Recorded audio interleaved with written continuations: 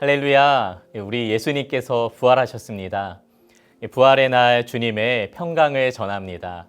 사망 권세에 이기신 승리의 주님과 함께 오늘 하루 감사와 기쁨의 시간을 보내며 하늘 소망 가운데 감격의 예배를 드리시기를 바랍니다. 오늘은 마가복음의 마지막 장인 16장입니다. 1절부터 4절까지의 말씀을 읽어보시겠습니다.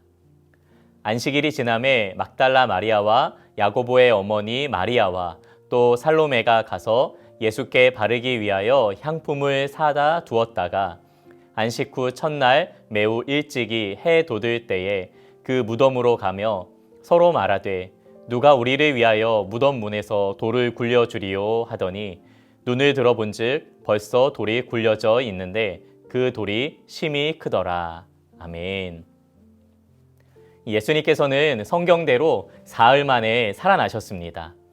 그 영광스러운 사건을 처음 접한 사람은 여인들이었습니다. 1절에 보시면 막달라 마리아, 야고보의 어머니 마리아, 살로메가 등장하게 됩니다. 이들은 안식일이 지나서 예수님의 시신에 바르기 위해 향료를 사서 안식 후 첫날 새벽 해 돋을 때에 무덤으로 향하게 됩니다. 그런데 무덤으로 향하는 그들에게 한 가지 고민이 있었습니다.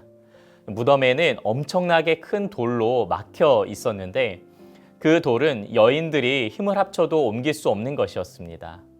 설사 돌을 굴릴 힘이 있다 하더라도 경비병들을 설득하거나 그들의 눈을 피해 돌을 옮겨야 하는데 막막하기만 했을 것입니다. 그래서 그들은 서로 누가 우리를 위하여 무덤 문에서 돌을 굴려주리요 하면서 걱정하는 마음으로 발걸음을 옮기게 되었습니다. 왜 성경은 여인들의 질문을 기록했을지 궁금해집니다. 예수님의 부활 사건에 대해서 사복음서가 다 기록하고 있는데 여인들의 질문을 담고 있는 성경은 이 마가복음이 유일하죠. 각각의 성경은 다른 관점으로 부활 사건을 조명하고 있습니다. 왜 마가복음에서는 이 한마디를 우리에게 전해주고 있는 것일까요? 여인들의 질문에 담긴 그 첫 번째 의미는 여인들의 절망입니다. 돌문은 여인들이 움직일 수 없는 큰 돌이었고 굳게 닫혀 있었습니다. 누가 우리를 위하여 무덤에서 돌을 굴려줄 수 있겠느냐는 말 속에 여인들의 한숨과 슬픔이 느껴집니다. 안타까운 마음에 혹시나 하는 마음으로 무덤을 향해 가는 여인들이었으니까 말입니다. 예수님께 바를 향료는 샀지만 굳게 닫힌 돌문을 마주할 것을 생각하니 걱정이 태산입니다. 여인들은 지금 절망스러운 상황이죠. 자신이 따르던 예수님이 안 계시고 제자들도 선뜻 누구 하나 나서는 사람이 없습니다.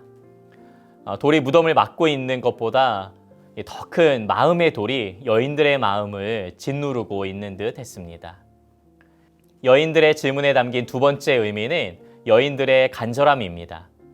여인들은 절망 속에 포기하지 않고 그냥 주저앉아 있지 않았습니다. 누가 우리를 위해 돌을 굴려주겠냐는 절망스러운 질문에도 그녀들의 걸음은 멈추지 않았습니다. 뒤돌아갈 만도 한데 해가 뜨자마자 무덤에 이르렀습니다. 서로 절망스러운 말을 주고받기는 했지만 그들의 발걸음은 멈추지 않았던 것이죠. 여인들의 간절함이 절망 가운데서도 그 여인들의 발걸음을 무덤에 이르게 했습니다. 여인들의 질문 속에는 제발 누구라도 와서 그 돌을 옮겨주었으면 좋겠다는 간절함이 담겨 있습니다. 설사 경비병들에게 제재를 받는다 할지라도 가겠다는 그 간절한 말입니다. 사실 여인들의 질문에는 보다 중요한 의미가 담겨져 있습니다. 그것은 바로 인간이 할 수 없는 절망의 상황 가운데 하나님은 하실 수 있다는 사실입니다. 무덤까지 온 여인들의 그 간절함은 칭찬할 만하지만 그렇다고 그 돌문을 옮길 수는 없었습니다. 그들의 질문처럼 누가 무덤 문에서 돌을 굴릴 수가 있겠습니까? 제자들도 못했습니다. 여인들도 못했죠. 돌문을 닫은 병사들도 아니었습니다. 이 세상 그 누구도 돌문을 굴릴 사람은 없었습니다. 오직 하나님만이 돌문을 굴리실 수가 있었죠. 사망의 돌문, 절망의 돌문, 고통의 돌문을 굴려 생명과 소망의 기쁨을 주실 분은 오직 하나님이십니다. 보이는 돌은 굴릴 수 있을지언정 보이지 않는 사망의 돌을 오직 하나님만이 굴리실 수가 있는 것이죠. 여인들의 질문에 화답이라도 하듯이 돌문은 이미 굴려져 있었습니다. 그녀들의 고민과 걱정이 더 이상 필요 없게 되었습니다. 돌문은 굴려져 있었습니다. 우리도 여인들과 같이 이런 질문을 할 때가 많습니다. 하나님만이 하실 수 있는 일 앞에서 스스로 할 수 없다는 사실에 절망하게 되죠. 삶을 짓누르는 무거운 돌을 생각하며 살아가기도 합니다. 예수님을 향해 가고 있지만 걱정과 고민은 떠나지 않는 모습은 아닌가요? 여인들이 부활의 주님을 만나러 가는 길이었음에도 불구하고 예수님의 부활을 몰랐던 것처럼 승리자요 구원자이신 예수님과 함께 동행하고 있는 우리임에도 자꾸 예수님이 우리의 모든 문제를 해결해 주신다는 사실을 잊어버리고 맙니다.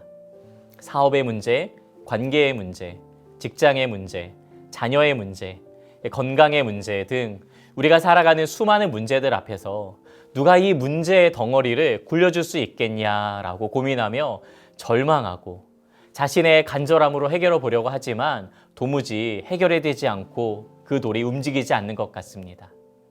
영원한 생명의 하나님께로 향하는 발걸음이지만 여전히 믿음 없이 이 무거운 여인들처럼 말입니다. 사실상 여인들의 질문은 헛다리 짚는 그런 질문이었습니다. 돌을 옮기고자 한 그녀들의 질문은 예수님의 시신을 만나려 했던 것이었죠. 그러나 하나님은 보다 근원적인 문제의 해결책을 주셨습니다. 무덤에 돌을 옮겨 놓으실 뿐 아니라 사망의 돌을 옮겨 놓으셨기 때문입니다. 사랑하는 성도 여러분, 우리 인생의 문제 덩어리는 이미 옮겨져 있습니다. 우리의 걱정과 고민은 헛다리 짚는 것일 때가 많지만 하나님은 그 문제들을 해결하시며 보다 근원적인 해결책까지도 허락하십니다. 어느 찬양의 가사의 그 고백처럼 모든 문제들 하나하나 죽음까지도 힘을 잃고 생명의 근원 대신 예수 이름 앞에 모든 권세들 굴복하게 되어 있습니다. 예수님을 죽은 자 가운데서 살리신 하나님께서 도무지 인간이 해결할 수 없는 죄의 굴레, 이 사망의 저주의 돌을 굴려버리십니다. 두려워하지 마시기 바랍니다. 예수님이 부활하셨습니다. 우리를 위해 다시 사셔서 우리에게 영원한 생명을 주십니다. 그 주님과 함께, 부활의 주님과 함께 오늘도 동역하며 동행하며 기쁨을 누리시는 모든 성도님들 되시기를 축복합니다. 같이 함께 기도하시겠습니다. 사랑의 하나님, 우리의 절망 가운데서 우리의 고난과 고통 가운데서 우리를 건져내시고 우리를 자유케 하시며 우리에게 영원한 생명을 주신 하나님을 찬양합니다. 예수님이 부활하셨음을 믿습니다.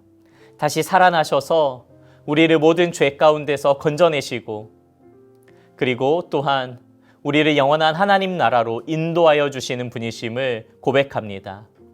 부활의 날 우리가 다시 한번 그 소망을 굳게 부여잡고 우리 인생의 많은 무거운 돌들 앞에서 주저앉아 절망하지 아니하고 내 힘으로 해결하려고 그 간절함으로 해결해 보려고 애쓰지 아니하며 오직 하나님만이 이 저주 가운데서 우리를 건져내실 분임을 믿으면서 살아가는 모든 성도님들 되게 하여 주시옵소서.